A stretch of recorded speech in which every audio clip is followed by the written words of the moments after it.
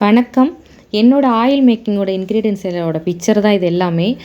ஒரு இன்கிரீடியன்ஸ்க்கும் என்னென்ன மருத்துவ குணம் இருக்குங்கிறத நான் டீட்டெயில் வீடியோல சொல்றேன்னு ஷார்ட்ஸில சொல்லியிருந்தேன். என்னால ஷார்ட்ஸில எல்லாத்தையும் சொல்ல முடியல. ஸோ ஒரு இன்கிரீடியன்ட்ஸும் மருத்துவ குணத்த சொல்றேன். எதனால நான் இது எல்லாமே ப்ரிஃபர் பண்ணி ஆயில் மேக் பண்ணேன்னு. நெறைய என்னென்னவோ போடுவாங்க ஆயில் மேக்கிங்கில. ஆனா நான் எடுத்தது எல்லாமே வந்து இளநரை சம்மந்தப்பட்டது, பொடுகு சம்மந்தப்பட்டது. அந்த மாரி இன்கிரீடியன்ட்ஸ் மட்டும் தான் நான் எடுத்து பண்ணது. ஸோ ஃபஸ்ட்டு கருவேப்பிலை எடுத்துக்கிட்டிங்கன்னா, அது ஹேரோட ஸ்ட்ரென்த் நல்லா கொடுக்கும், இளநரைய போக்குறதுக்கு. மருதாணி அந்த மாரி பார்த்திங்கன்னா, ஸ்கேல்ஃபில் வந்து நல்லா கூலிங்கும் கொடுக்கும். கலருக்கு ஷேடஸ் கொடுக்கும்.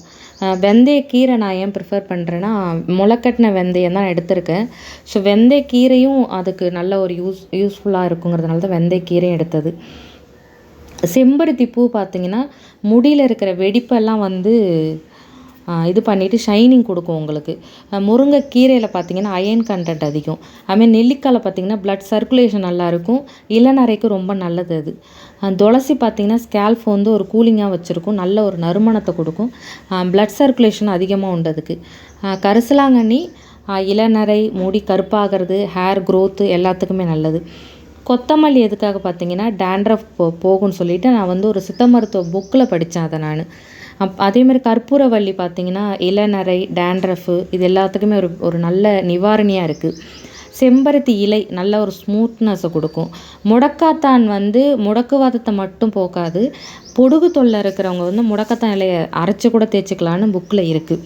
அதுமாரி வெத்தலை, பாதாம் இதெல்லாம் வந்து முடி கொட்டுறதை ஸ்டாப் பண்ணும். கருஞ்சீரகம் வந்து வழுக்கத்தலையில் கூட முடி வளரும்னு கரிஞ்சீரகத்துக்கு ஒரு மகிமை உண்டுன்னு சொல்லுவாங்க.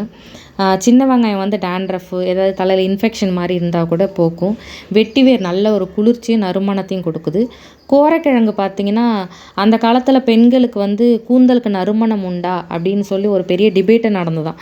அப்போ வந்து கோரக்கிழங்க தான் வந்து அவங்க தலைக்கு யூஸ் பண்ணியிருக்காங்க. அவ்வளோ ஒரு மருத்துவ குணம் இருக்குது அதில். நாட்டு ரோஸ் பார்த்திங்கன்னா, ஒரு ஸ்மூத்தனிங், ஒரு கண்டிஷனராக இருக்கும் நமக்கு.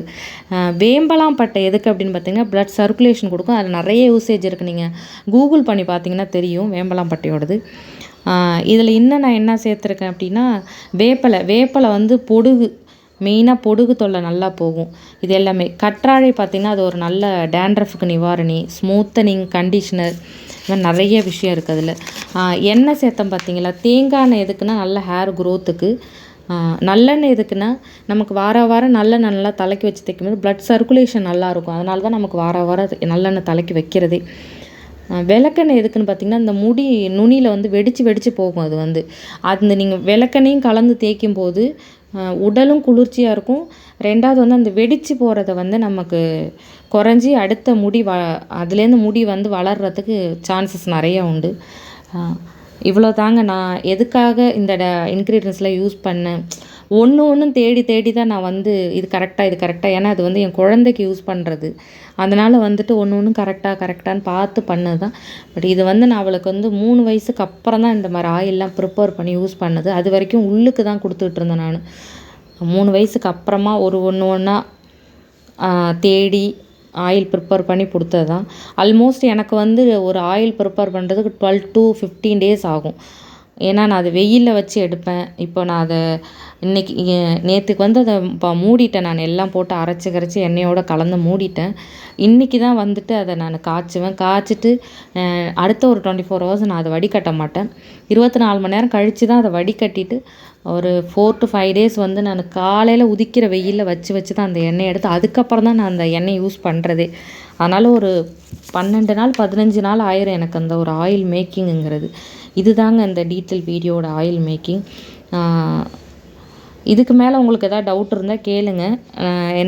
இவ்வளோ தான் நான் வந்து என் பொண்ணுக்கு இளநரை வந்ததுக்கப்புறம் நான் யூஸ் பண்ண இன்க்ரீடியன்ஸ் இவ்வளோ தான். குழந்தைங்கிறதுலான நம்ம கண்ணாப்பினான்னு சில பேர் மிளகுலாம் போடுவாங்க. நான் வந்து காய்ச்சும் போது மட்டும் தான் 4 மிளகு போடுவேன். அதிகமாக மிளகுலாம் நான் போட மாட்டேன். அந்த எரிச்சல்லாம் பசங்க தாங்குமான்னு தெரியல.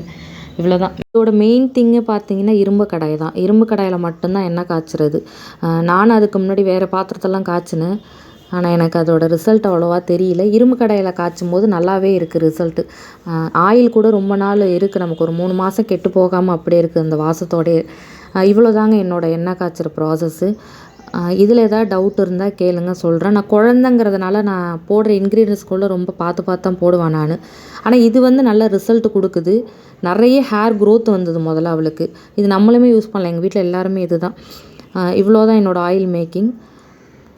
சத்யாங்கிறவங்க போட்ட கமெண்ட்டுக்காக தான் நான் வந்து இந்த வீடியோலாம் ப்ரிப்பேர் பண்ணியே போட்டேன். பட் ரெஸ்பான்ஸ் நல்லா இருக்குது. 62லேருந்து 75 சப்ஸ்கிரைபர் புதுசாக வந்திருக்காங்க. வியூஸும் நல்லா போயிருக்கு. So thank you so much. இந்த ஆயில் காய்ச்சினதுக்கப்புறம் எப்படி இருக்குங்கிறத நான் நெக்ஸ்ட் வீடியோவில் காட்டுறேன். தேங்க்யூ.